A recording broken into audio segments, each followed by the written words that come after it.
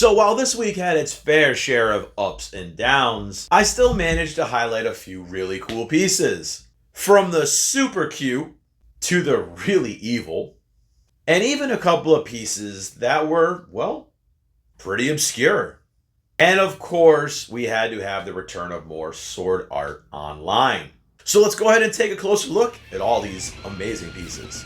Hey everyone, it's Tony here with Nerds Never Sleep, and it's time again for another weekly roundup. That's right, this is the time of the week where I bring you in and show you all the statues, figures, and collectibles that I had on the channel in the past week, using things like short form videos, long form videos, photo galleries across all the various social media platforms.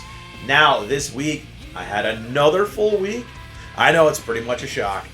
But I had some absolute bangers of pieces to show you all, and one that, really caught me by surprise as far as its reach went. So what I'm going to do is I'm going to dive right into these pieces because they are pretty awesome. So for My Hero Monday, I went back to the villain side of things, of course, with the boy himself. Doesn't quite look like this anymore, but it is Tomura Shigaraki, of course, the big bad, essentially, of My Hero Academia. And this is actually from the Ichiban Kuji Heroes vs. Villains series. Now, this set, as I've said before and many times on this channel, had a wide variety of pieces ranging from several heroes to even 3 of the villains. I think we had more than 7 pieces in that set alone.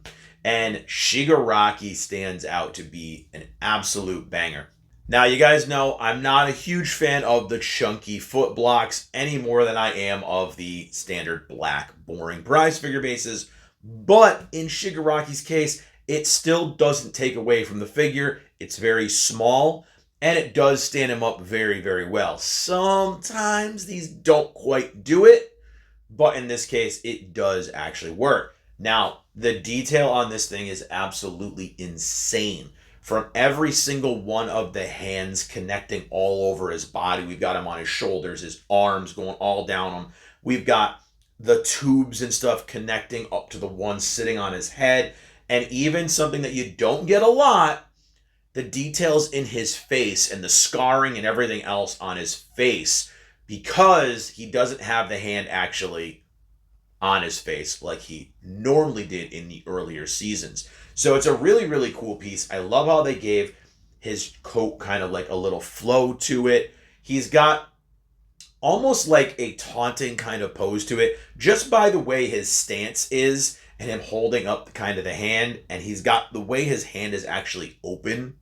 Looks like he's almost giving either a speech to the villains or a taunt to the heroes, however you want to have it. But it looks really, really awesome. If you are a fan of Shigaraki or a My Hero fan looking for some more villains in your collection, I definitely recommend this one. He is usually on the cheap. This range, being one of the smaller Kuji figures, went for around $50 to $60 at retail. So if you can still find one at a decent price, I definitely recommend checking this one out. So for Twin Tuesday, we kicked the Twins of ReZero out the door and went for the ultra cute and kawaii Betty, of course. And I'm talking about Miss Beatrice. And you know what? This is one of my favorite sets of prize figures for ReZero. Of course, it is the Great Spirit Puck line. Now, this set consists of 4 of the ladies of ReZero. But if you go with the earlier set, it only has 2. So, a little bit of info on this series. There is different versions of it. There is the original series, which is the gray costumes. And then there are color variants of 4 of the ladies, which we have Rem, Ram, Betty, and Amelia. So, I tried to get everyone in the same gray tones, meaning I sacrificed having matching bases, because their bases of the first and second sets were different. But in this case, of course, I'm showing the Beatrice figure, and man, she is so freaking adorable. Everything about this, from, again, the cat paw base that kind of matches the vibe of the costume, or the puck paw base, whatever you want to call it, just works. Her little tiny boots and just the slouchy slash hoodie in general is freaking adorable for every one of the girls in the set. But Beatrice in particular is super cute just because of the way she's actually playfully posed. You know, most of the Beatrice figures have her kind of sitting cross-armed, looking kind of serious, or we do have one where she's nuzzling Puck.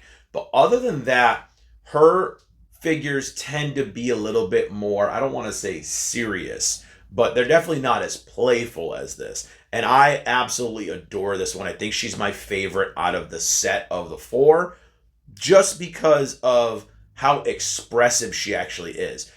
The sculpt on this one is incredible, down to the little details on her hands and fingers. The face came out absolutely beautiful. They did the eyes fantastic. And, you know, I really, really cannot stress enough how absolutely freaking awesome this Beatrice is. If you're looking for something a little bit different for your ReZero collection, something very, very cute, and something that actually has more than just the twins, check out the Great Spirit Puck series, because it is one that absolutely kills. You can't go wrong with either variant. As I said, the standard gray Puck costumes or the color versions, which is Rem has a blue, Rom has a pink, Amelia has a purple, and of course Betty has the gray. So highly, highly recommended if you want a really super cute and affordable ReZero set. Now for Waifu Wednesday, here comes the one that really, really surprised me. I went back to the Kotobukiya Bishojo line because, you know, there might be a fan favorite cult classic film being re-released in theaters next month in its complete form called, Kill Bill. Now, it's one of Quentin Tarantino's, top movies. I'm not going to say the best, but it's definitely up there between volume 1 and 2. So I decided to dig out this absolute beauty. And of course, it's from Kill Bill Volume 1. Now, this thing is very, very spot on to the Uma Thurman, character in the film. Down to every detail on the blade, her costume, even the pose is there. This literally looks like it is just an anime version of the poster or the iconic scene from the movie. I definitely am not a fan of the big, massive base on this, but since she does have such a wide spread to her pose, you kind of had to have something, and these older Kotobukiya Bishojos weren't as, weren't as high effort in the base area as some of the newer ones are.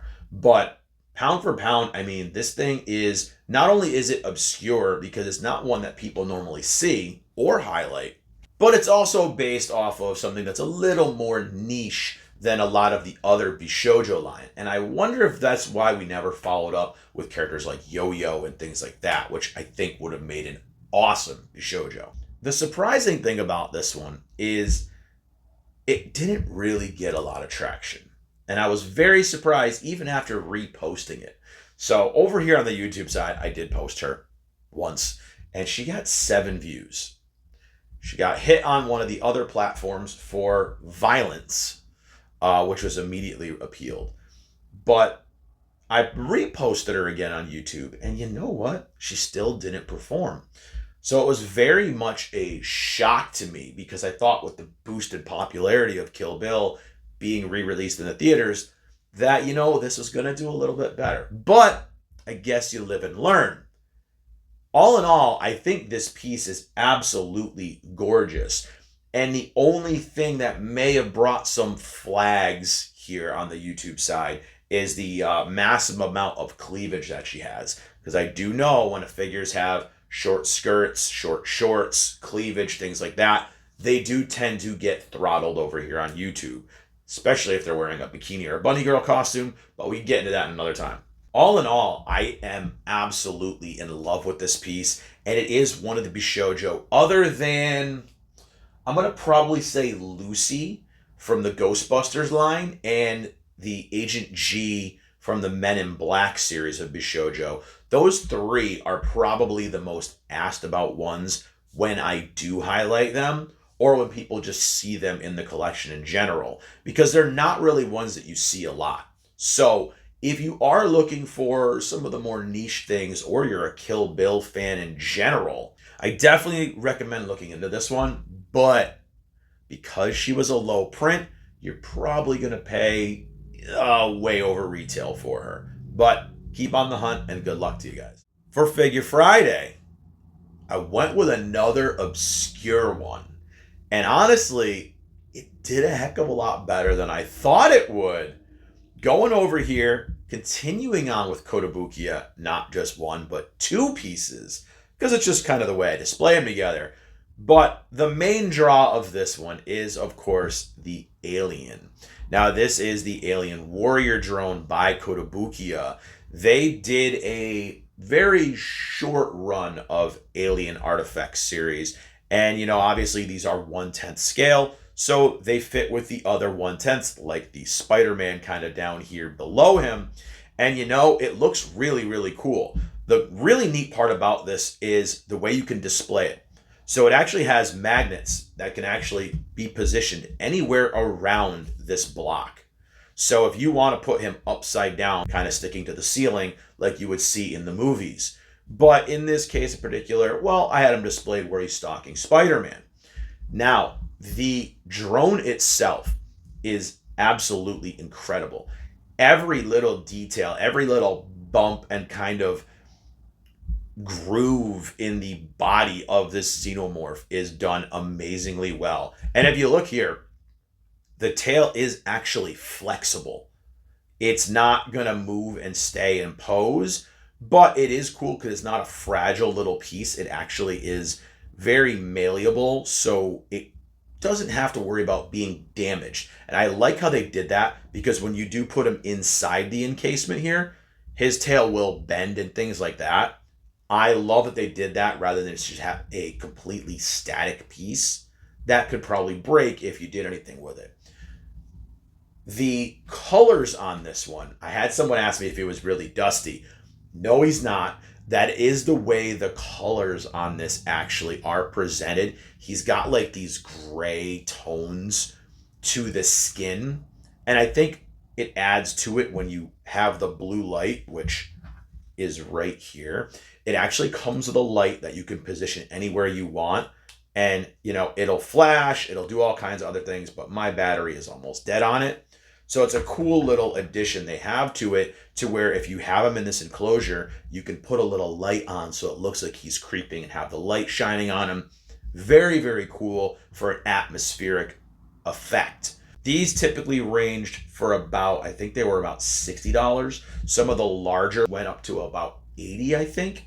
But a very, very low print kind of niche line that Kotobukiya started and never really finished. But if you are an Alien fan, are looking for something a little bit smaller and easier to display, I definitely recommend looking into these. And I think even on the aftermarket, they are not that expensive. So, maybe I'll be tempted to dip into them again, because they are really cool. And revisiting this piece after years of having him kind of made me think that I really do want to complete this set. So I might be looking into it. But definitely recommend it. Again, if you're looking for something more affordable and something smaller scale compared to the giant aliens that we have from places like Sideshow and stuff like that, you're going to pay a fraction of the price and have a lot of space in your display with things like this. So definitely worth looking into.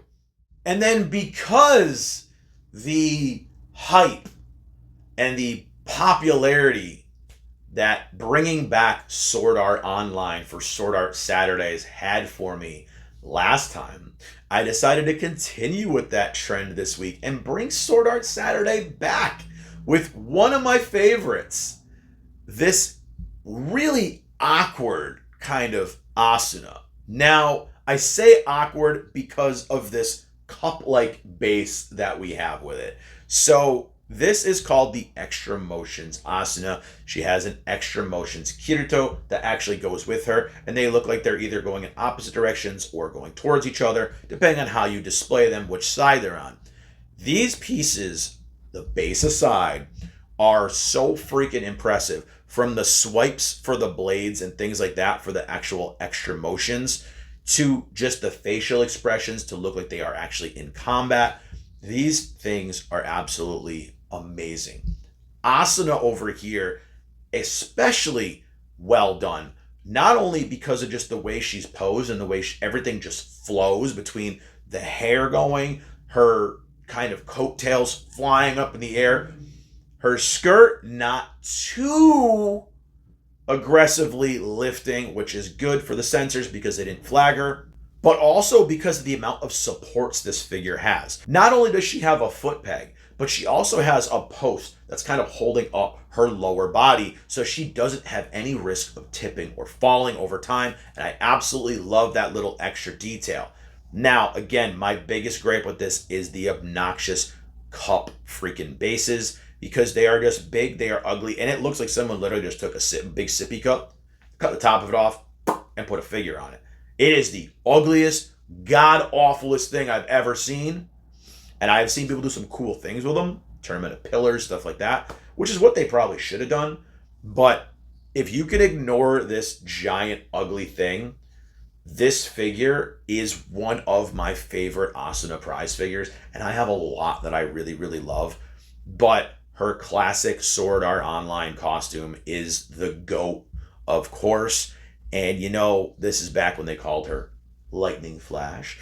And I absolutely love this. You don't have enough kind of duos and things like that in the Sword Art series that have actiony poses like this. And this and the Kirito were actually super cheap figures when they came out. These were actually $20 when they first launched. You're going to maybe pay a little bit more than that for them now. Prize figures tend to go for around $30.